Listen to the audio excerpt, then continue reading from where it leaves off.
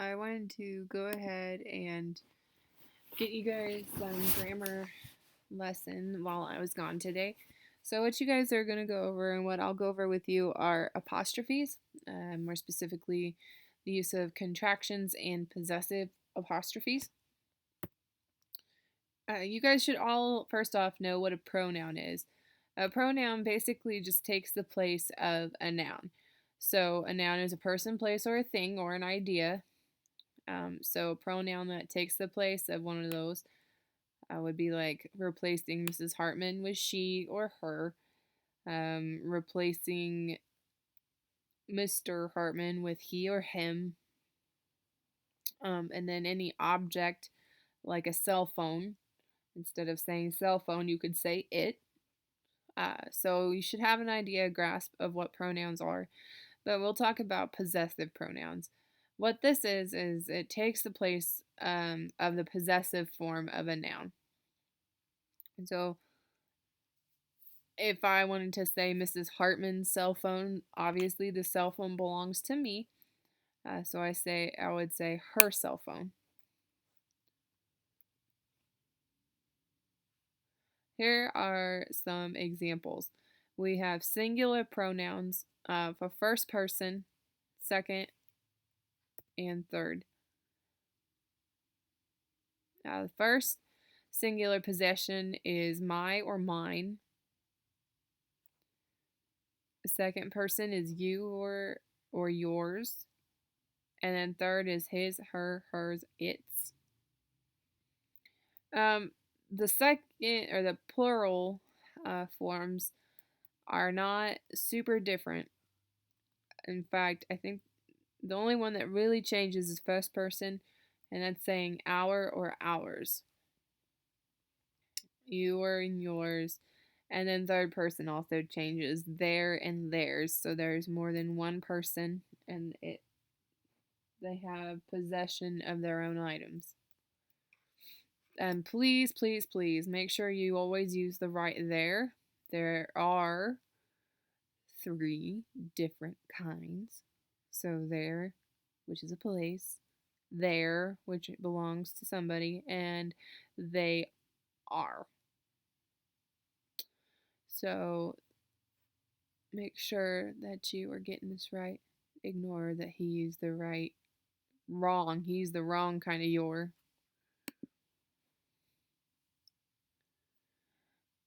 And apostrophes, they're the ones that show possession.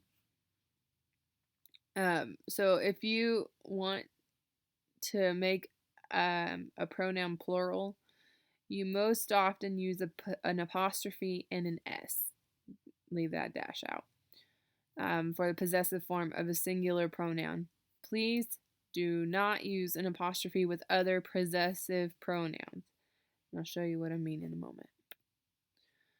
So I have some examples for you. Choose 3.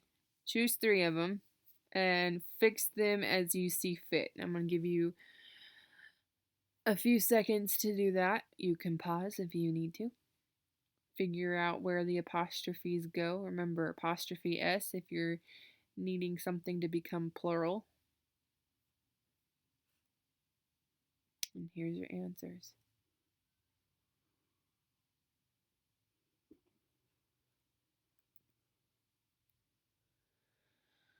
Okay, so possession. You use an apostrophe and an S to form the possessive of a singular noun, even if it ends in S. Make sure you underline that part, please. There's only one exception. For ancient names such as Jesus and Odysseus, Perseus, Zeus, you just add an apostrophe to the end. So you would add one bloop, right there behind Odysseus's name.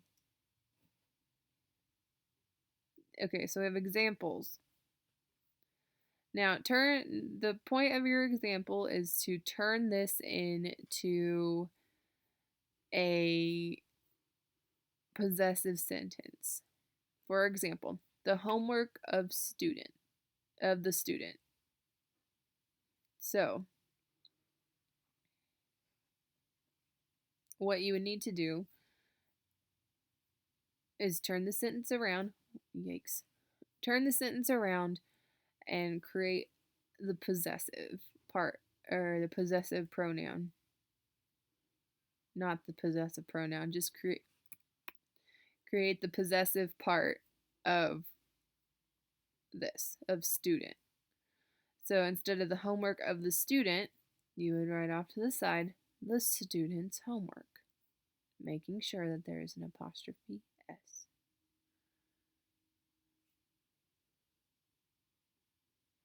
So again, do it with these, rewrite them in your notebook under examples. I will have an answer key for you to check with at the end. So do this part, the examples first. So you have the cake of the birthday boy and the mountains of Peru.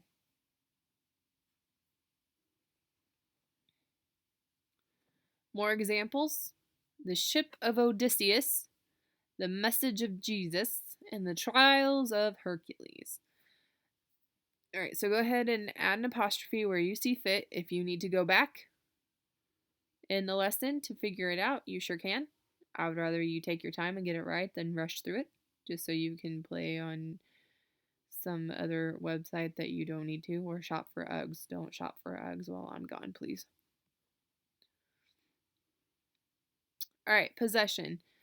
What you need to do is use an apostrophe alone to form the possessive of a plural noun that ends in S. Ends in S. So kind of like with those ancient names, Odysseus, you just add an apostrophe at the end. So you gotta have to be able to identify what is a plural noun and what is a singular noun. If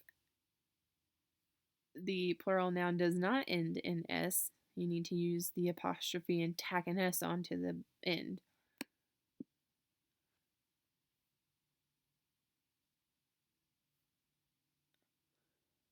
For example, you have the times of the cross-country runners.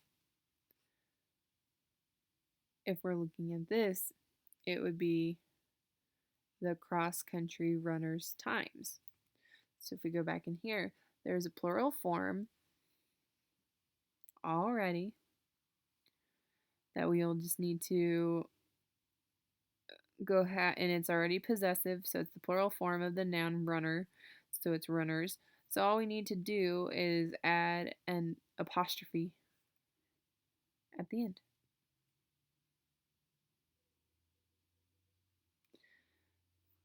Then go ahead and do the others. The jerseys of volleyball players, the convention of the Doctor Who fans. That'd be quite the convention, I think. Okay, and then go ahead and do these too, adding an S or an apostrophe S where you need to. The Bible study of the men, the group of the friends of the women, the stinkiness of the feet.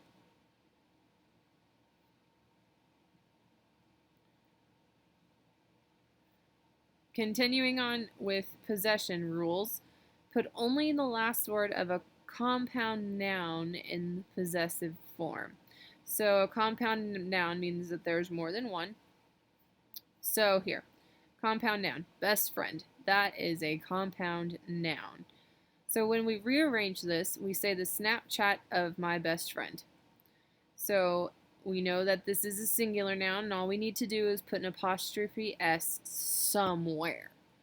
Now, since it's a compound noun, best friend is, we stick it on according to the rules, the last word.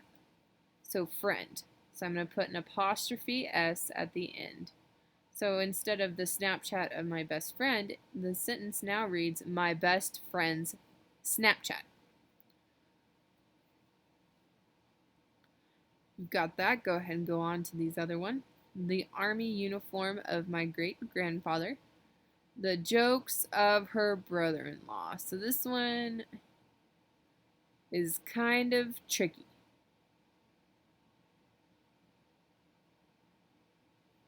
I'll be interested to see if you guys get this one at the end. More rules. If there are two or more people together and they have something together, you use that possessive form for the last person named. So, for example, if it's my grandma and grandpa have a house together, be grandma and grandpa's house because they are one, essentially one person.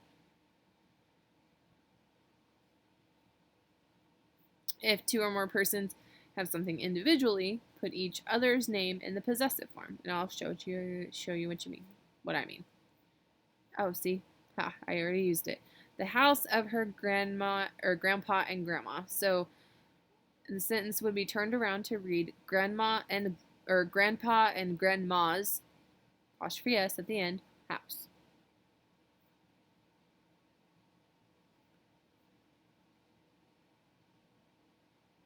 So go ahead and fix the rest of these. The musicals of Rodgers and Hammerstein. By the way, Rodgers and Hammerstein are essentially one entity. All right, so here's another one where there are two individuals or two or more people who have individual items.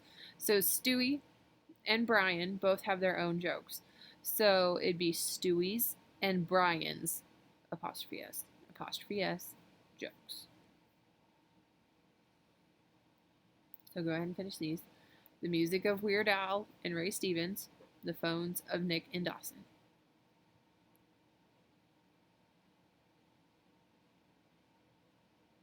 Okay, so next your next rule is using a possessive to express amounts of money or time that modifies a noun.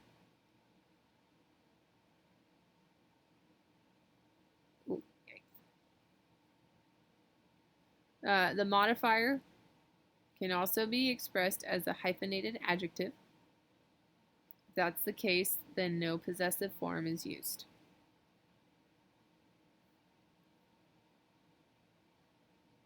Yikes. So, go ahead and try these out. The drive takes 7 hours. It was worth $70, so make sure that you have a hyphenation that needs to happen, then do that. The walk lasted 10 minutes. All right, so let's move on to contractions and we'll define what those are. A contraction is a single word made up of two words that have been combined by omitting or leaving out letters. So common contractions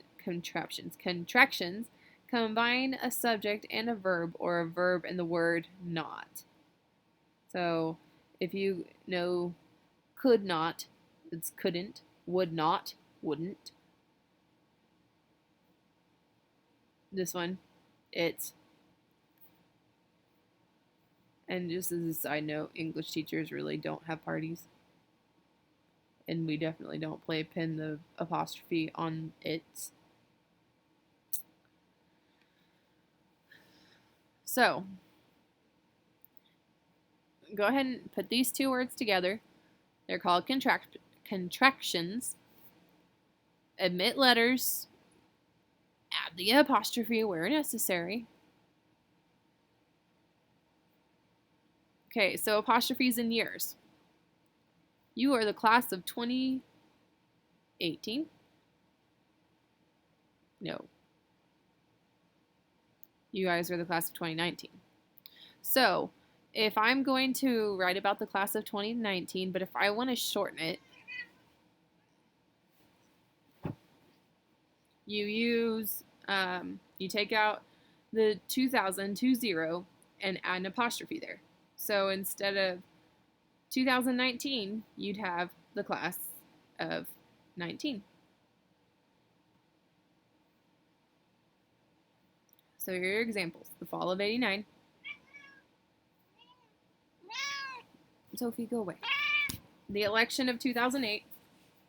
And the Christmas of 1945. So go ahead and omit the letters that you necessarily need to, and add your apostrophe where necessary. Okay, so that is the end of apostrophes once you guys complete your your lesson, go ahead and go to the classroom where your apostrophe lesson is. Be sure to add apostrophes where necessary. Explain the apostrophe rules you're following in each sentence. You will not need to write each explanation in a complete sentence, but make sure you follow directions. But be sure to note that not every not every sentence needs an apostrophe, but be sure to explain why. So don't just like leave it out. Be sure to say that this is correct and why it is correct. Okay, so you can see that there is quite a few parts. There's part 1 there. So move down to part 2. The part 2 is that you will need to write 10 sentences, so it's all here, demonstrating the correct usage of apostrophes. Look in the presentation available via Google Classroom, or the one I'm talking about right now, and the sentences above. So be creative when you write. Really, I do appreciate you thinking outside the box. I do read things. So that's what you need to do as your assessment for the end of the hour. Take your time. It will be due Friday. Nope. Sorry. You guys, this is Tuesday. So you guys will have this due on Thursday. Okay, I'm going to give you a whole extra day to do it. So that way if there's questions, you can ask me tomorrow in class. All right. I hope you guys have a fantastic day. I will see you tomorrow. And Sophie says goodbye too.